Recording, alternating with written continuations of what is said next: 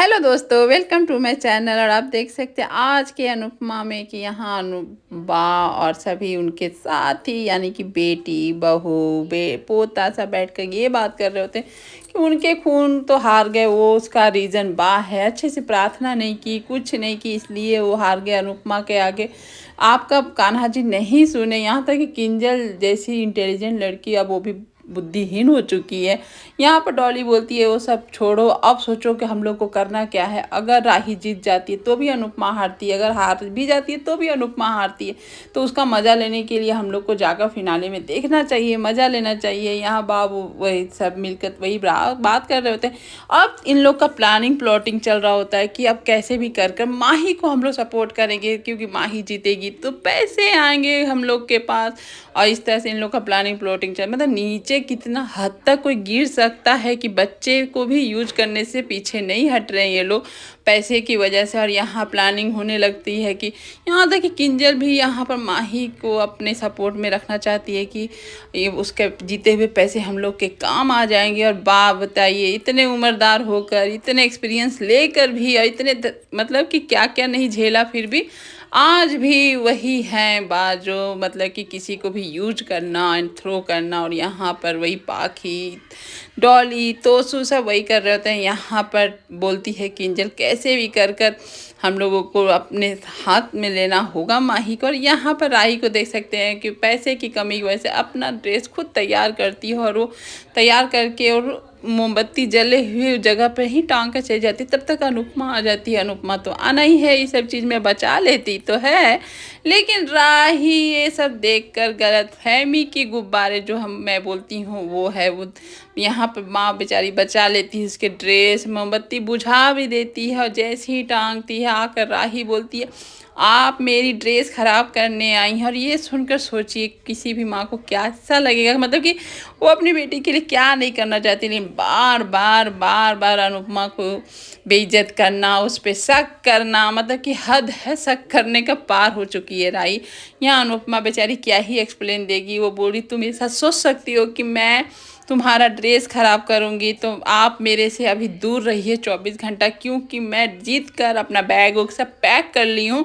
मैं यहाँ से चली जाऊँगी, आपको 10 लाख रुपए देकर आपसे और मेरा कोई रिश्ता नहीं है, मैं निकल जाऊँगी। ये सब अनुपमा सुन के एकदम से धक्का लग जाता है, क्योंकि इस तरह से उसकी बेटी छोड़कर जाना चाहती है। और ये सब सुनकर बेचारी क्या कर भी क्या सकती है। और ये सब सुन रहा होता है प्रेम भी, प्रेम चुपचाप खड़ा होकर वहाँ दरवाजे के बाहर से सुन रहा होता है। और ये देखे इन लोगों का कि किस तरह से माही के पीछे पड़ जाते हैं, प्यार बरसाते हैं, प्रार्थना करते हैं। यहाँ बा उसको अच्छे से बैठाती है, आज वो अपने खून बोलती है, अपनी पोती बोलती है कि सब तो हार गए, तू हमारी खून है, पोती है, तुम जितना मुझे अच्छा लगेगा हम लोग तुमको आएंगे सपोर्ट करना। और माही बेचारी यही फैमिली और प्यार तो उसको चाहिए, उस बच्ची का और कुछ चाहिए ही नहीं।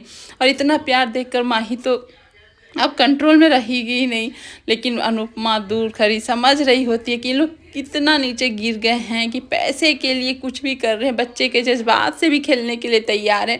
लेकिन वो बेचारी माही को कैसे समझाए, क्योंकि माही को तो यही चाहिए उस बच्ची को कि कोई उसे प्यार करे, फैमिली समझे, लेकिन जो कि उसको मिलता नहीं है। और राही यहाँ पर टकरा जाती है माही से, और राही और माही में फिर से थोड़ी सी तू मैं हो जाती है। यहाँ पर दोनों एक दूसरे को ताने देते हैं और अपना जीत का जश्न मनाने को बोलते हैं कि मैं जीतूंगी, मैं जीतूंगी। यहाँ पर माही बोलती है आप जीतना चाहती हैं आप अनुरी से दूर होने के लिए, मैं जीतना चाहती हूँ अनुरी के पास आने के लिए। मैं आप यहाँ पर राही बोलती है तुमको जो करना करो, मेरे रास्ते में तो मत आना, और जीतूंगी तो मैं ही। यहाँ पर फिर चैलेंज हो जाता है कि देखते कौन जीतता है। राही आती है अंश के पास, जो अंश थोड़ा मायूस बैठा हुआ रहता है, और वहाँ आकर अंश के पास बैठती है और पूछती है अंश तुम मुझे सपोर्ट करने तो आओगे ना। तो यहाँ पर आप देख सकते हैं अंश साफ साफ मना कर देता है कि मैं क्यों आऊँ, आप हमेशा मेरी अनुपमा माँ को बहुत तंग करती हैं, उनको मतलब कि आंसू देने के अलावा कुछ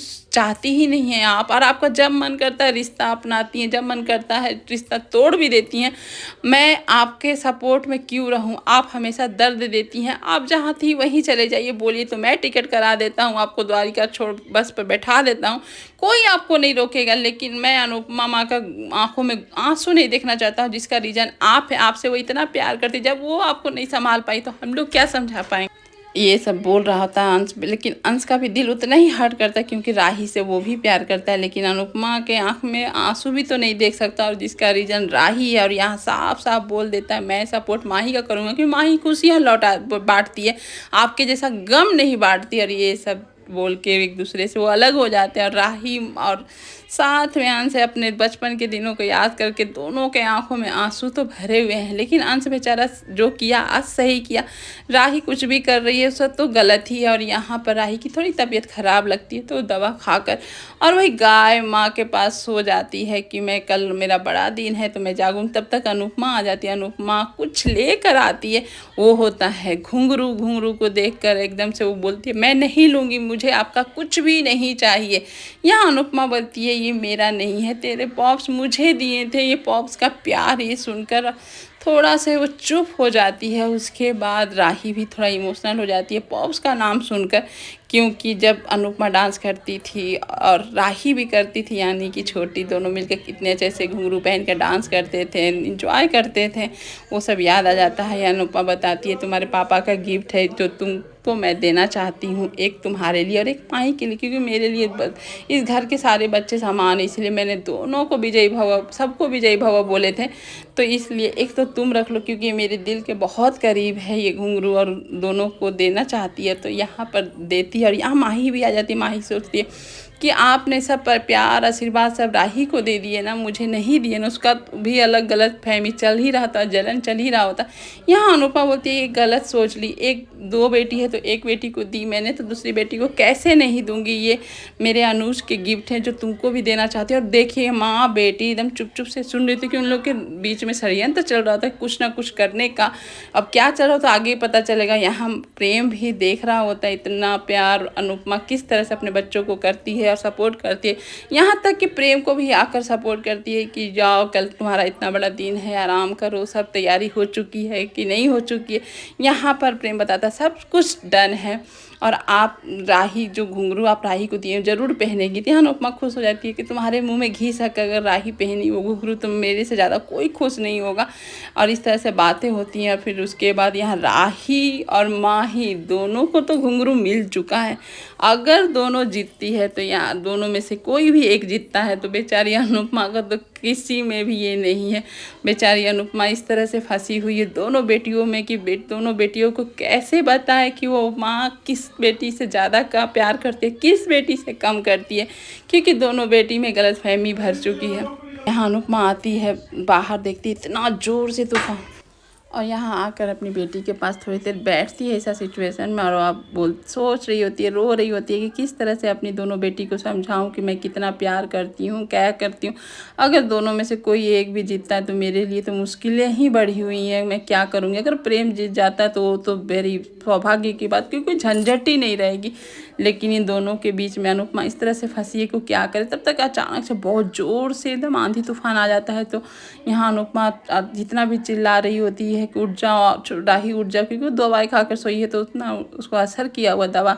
यहाँ गाय वाय को सबको हटाकर जब अनुपमा उठाना चाह रही नहीं उठती है, तब तक ऊपर की शेड नीचे गिरने वाली होती है। अब अनुपमा करे तो क्या करे, बस नहीं उठती है। तो अनुपमा अपनी बेटी को इस तरह से बचाती है क्योंकि वो एक माँ है, और हर एक माँ अगर ऐसा सिचुएशन रहे तो अपनी जान दे देगी लेकिन अपने बच्चों पर आँच ना आने देगी।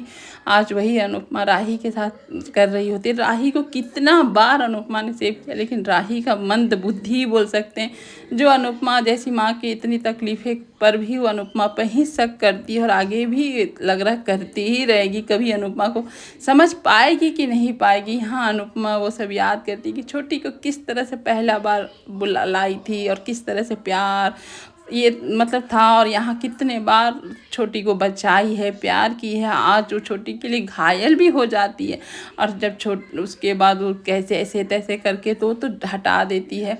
लेकिन जब छोटी का आँख खुलता है वो दर्द में कहर रही होती है अनुपमा, क्योंकि उसे बहुत जोर चोट लगी रहती है।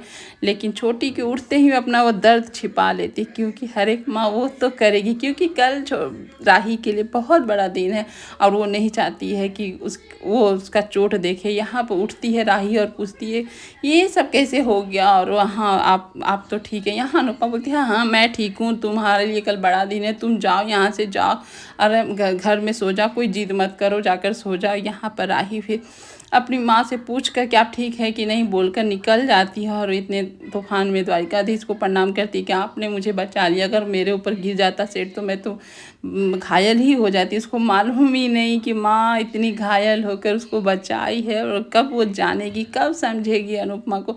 अनुपमा इतने दर्द में बेचारी रो रही है, कह रही है, कैसे तैसे उठ के वो तो वापस घर जा रही है। लेकिन माँ का मतलब ही यही होता है कि अपना दर्द अपने बच्चों से छिपा कर बच्चे को आगे करना ही होता है। लेकिन कब बच्चे समझेंगे कि माँ कभी गलत नहीं होती है। आज का एपिसोड बस इतना ही, और आज का एपिसोड आपको कैसा लगा बताइएगा ज़रूर। ये एपिसोड बहुत इमोशनल भरा हुआ था। Thank you for watching video and bye bye.